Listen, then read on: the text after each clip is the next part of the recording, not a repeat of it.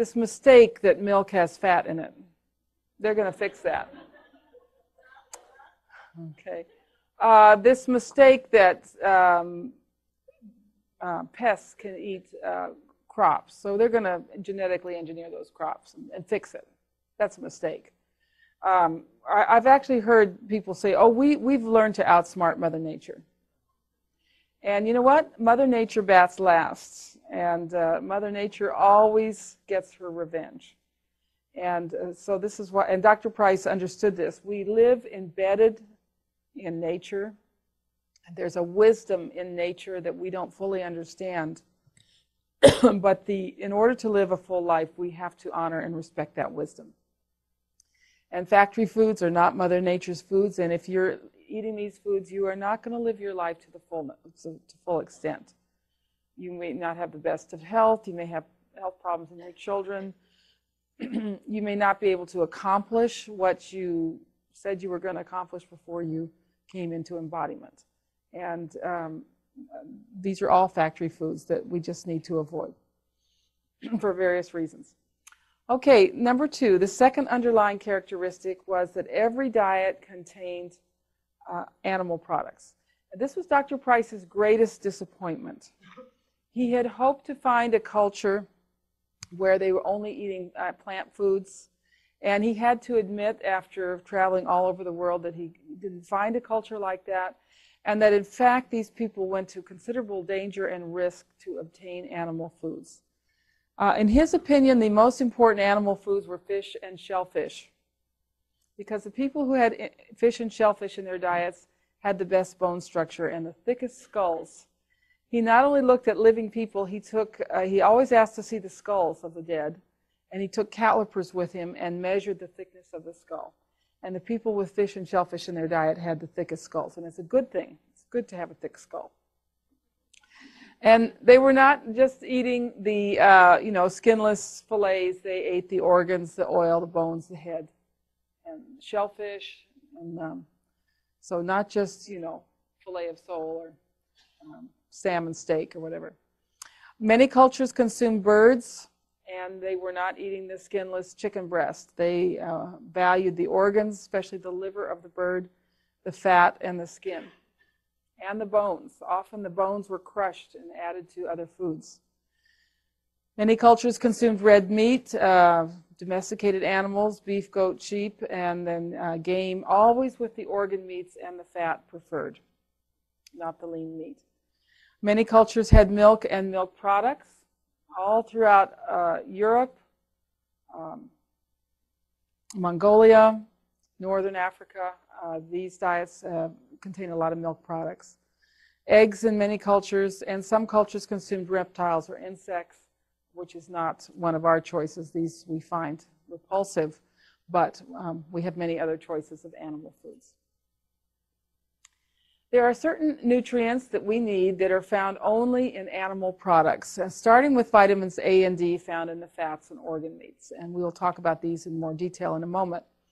Cholesterol is a nutrient for the fetus and for growing children. This has to be supplied in a diet for the optimal development of the brain, which is very high in cholesterol, and the second brain. What's the second brain? The gut, the digestive tract. And the cells lining the digestive tract are particularly rich in cholesterol, and they can take cholesterol right from the food we've eaten and incorporate it into those cells. So we really do need cholesterol in the diets of our pregnant women and growing children. And one of the crimes of modern culture is that we're teaching these women to avoid cholesterol and putting children on low-fat diets. B12, very important, found only in animal foods, and certain types of fats. Arachidonic acid, and especially these two, EPA and DHA, especially the DHA. These are critical for many functions in the body, brain function, healthy skin, healthy gut, and they are found almost exclusively in animal foods. Now, there are many nutrients that we find in both plant foods and animal foods, but they're much more readily absorbed from the plant foods, and we start with calcium. There's lots of calcium in plant foods, but it's in a form that's bound up, that's chelated, and your body actually has to work to get the calcium out of plant foods. It has to expend a lot of energy on enzymes and vitamins to extract that calcium. In traditional cultures, there really were only two sources of calcium, either dairy foods, raw dairy foods, or bones. And think of the Asian people who don't consume dairy foods. It is traditional to have a bone broth with every meal. The Native Americans, surprisingly enough, they didn't have milk products. They used bone broth, and they did not drink water. They thought raw water was unhealthy. When they were thirsty, they drank bone broth. B6, magnesium, iron, zinc, and copper, once again, very important vitamins and minerals that are much more available from the animal foods. One of the easiest ways to become deficient in zinc is to eat a vegan diet. It's very hard to get zinc from plant foods. B12 is a very important vitamin. We associate B12 deficiency with anemia, but the early signs of B12 deficiency are neurological, including fatigue, tingling in the hands and feet, sleep disorders, and a tendency to irrational anger. Someone who is flying off the handle all the time. This is a person who may be deficient in B12. People are very mellow, get along, go with the flow. These tend to be people who have good B12 status. More serious psychiatric disorders associated with B12 deficiency include depression, obsessive compulsive behavior, manic depression, and dementia. 95% of the people in our mental institutions are very deficient in B12. And finally, we associate it with chronic diseases like multiple sclerosis, anemia, cancer, and heart disease.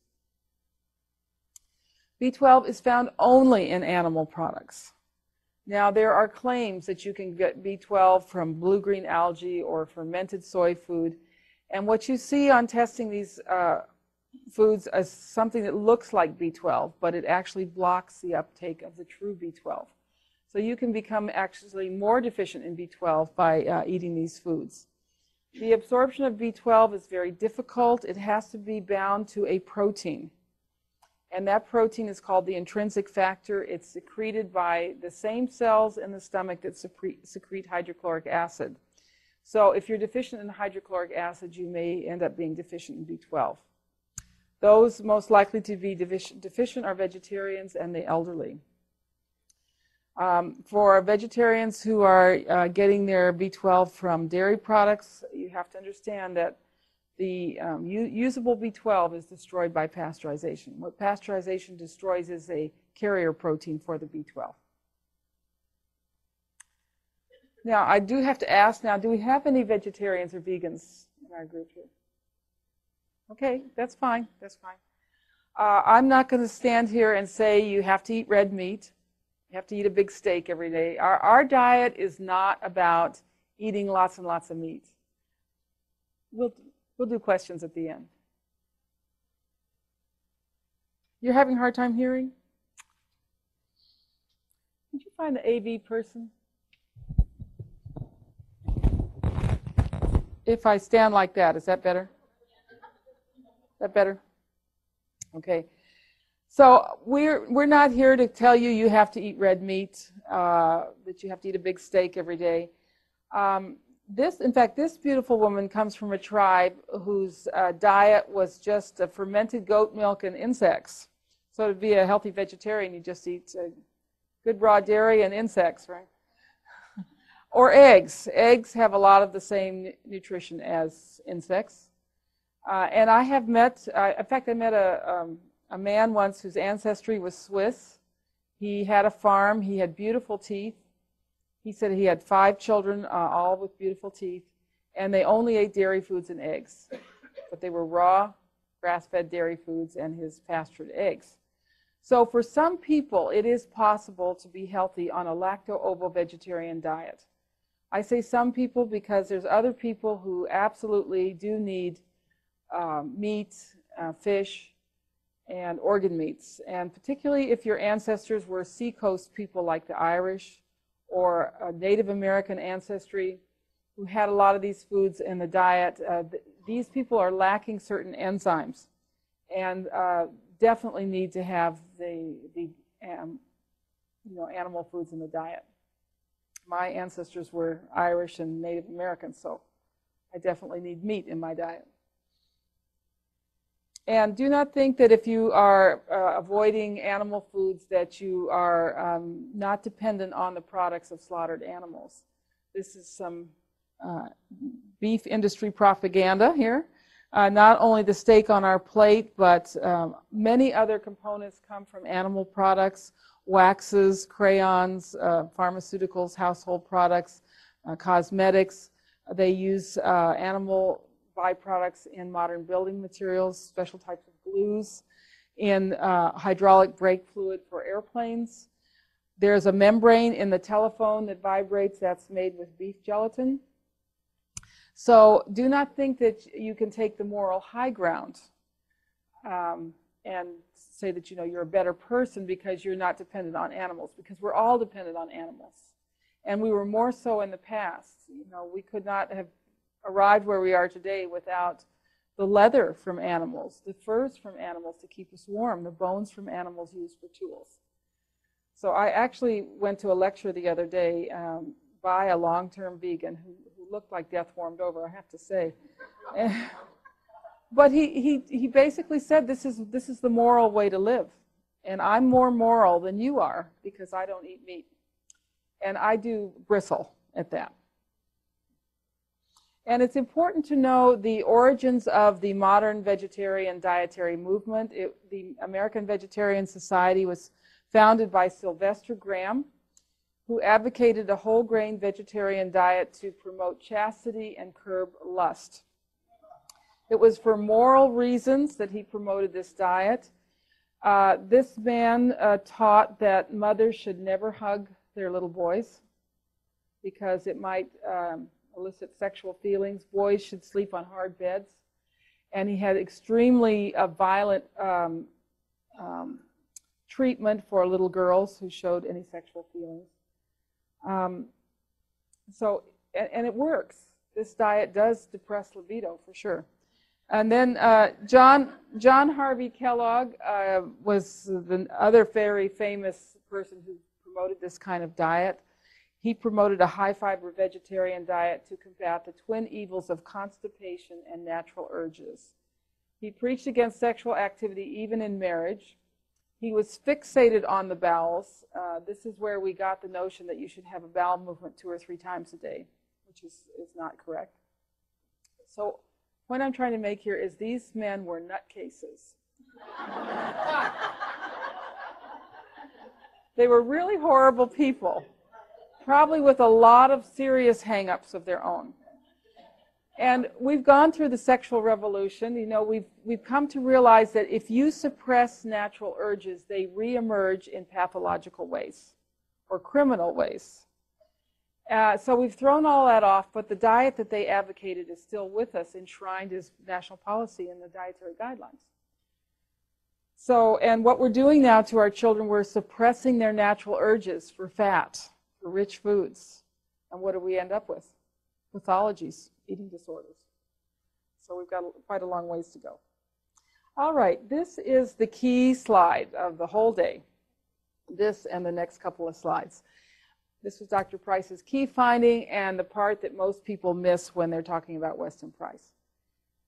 He took these foods home to his laboratory and analyzed them for nutrient content and was amazed at how rich in nutrients, how nutrient dense these diets were. Very high in minerals, very high in calcium, magnesium, iodine, copper, iron, all of the key minerals. But even more surprising was the very high levels of what he called fat-soluble vitamins in the traditional diet. There were 10 times more of these fat-soluble vitamins in the primitive diet compared to the American diet of his day. So we're going to talk now in some detail about these fat-soluble vitamins. There were 3 of them. We're going to start with A and D. Very high levels of A and D in these diets. So where do we get vitamins A and D? Well, we get them from certain types of seafood. We get them from fish eggs, fish livers and fish liver oil, like cod liver oil. Fish heads, which we see in Asian diets and the Gaelic diets.